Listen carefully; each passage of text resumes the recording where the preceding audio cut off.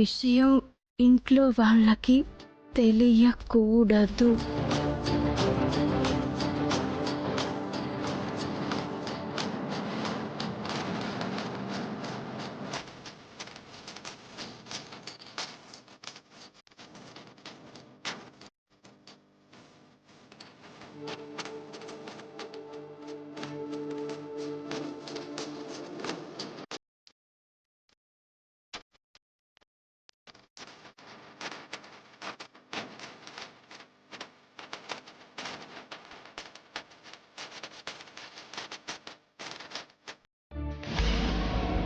నా ఈ ప్రయత్నం ఫలించాలి తల్లి.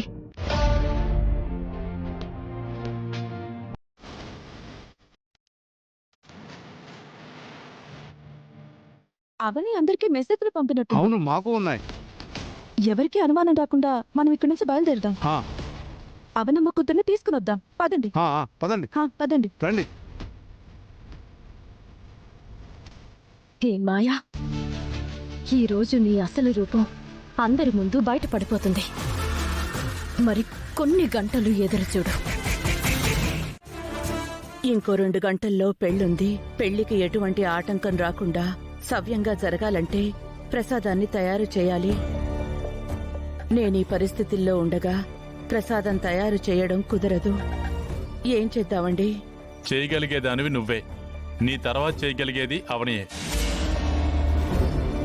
అత్తయ్య గారు, నేను రెడీ అయ్యాను. ఎలా ఉన్నాను?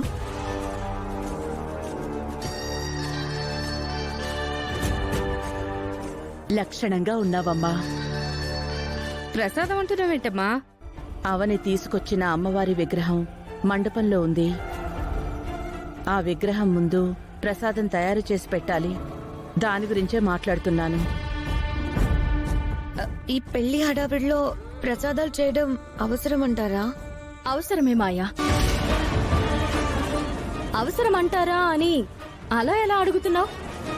ఈ ఊరి ఆనవాయితీ, ఈ కుటుంబ ఆచారం ప్రకారం ప్రసాదం తయారు చేయాల్సిందే.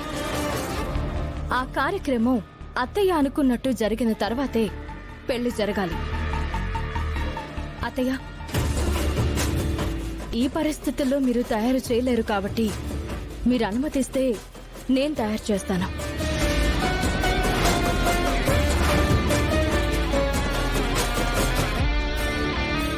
ఈ రకంగా మళ్ళీ నన్ను ఇరికిద్దామని చూస్తుంది.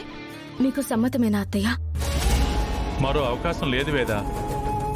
నువ్వు ఆలోచించి ప్రయోజనం లేదు. సరే, చెయ్యి.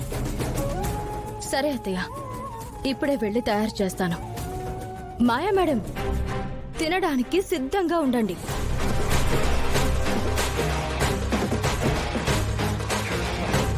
ప్రసాదం నేను తినకూడదు. తప్పించుకోవడం ఎలా?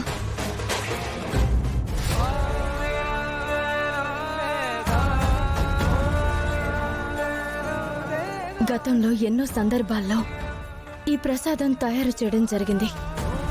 అప్పుడు నన్ను ఆశీర్వదించినట్టే ఇప్పుడు కూడా నన్ను ఆశీర్వదించు. ఈ ప్రసాదం తిన్న తర్వాత అత్తయ్యకి పూర్తిగా నయం కావాలి.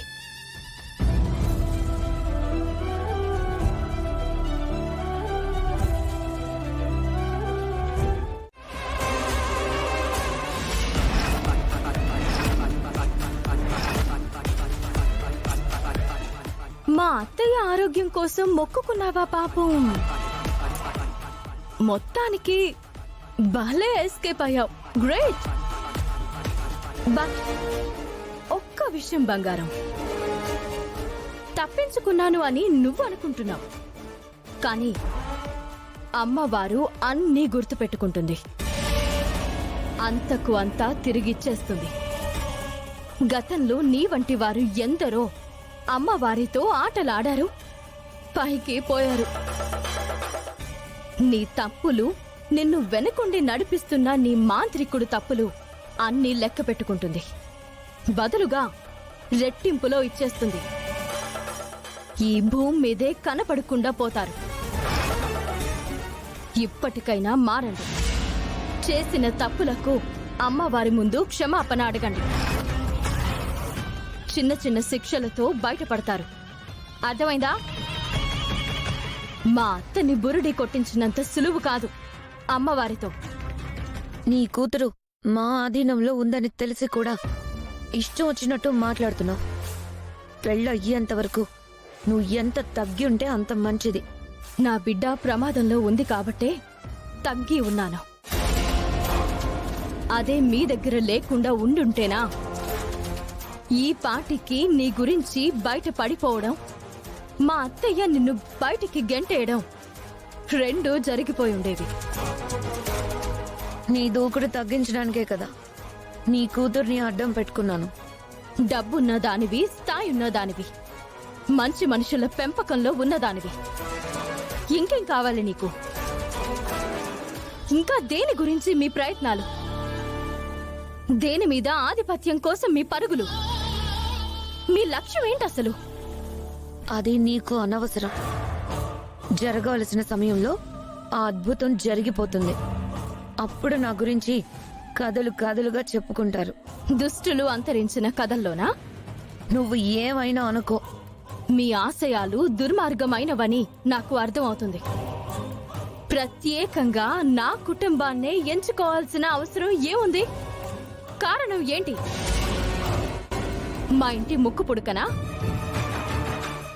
లేదా ఇంకేదైనా ఉందా? టాప్ సీక్రెట్స్ అన్నీ నువ్వెంత సిల్లీగా అడిగేస్తే ఎలా అవని? Wait and see.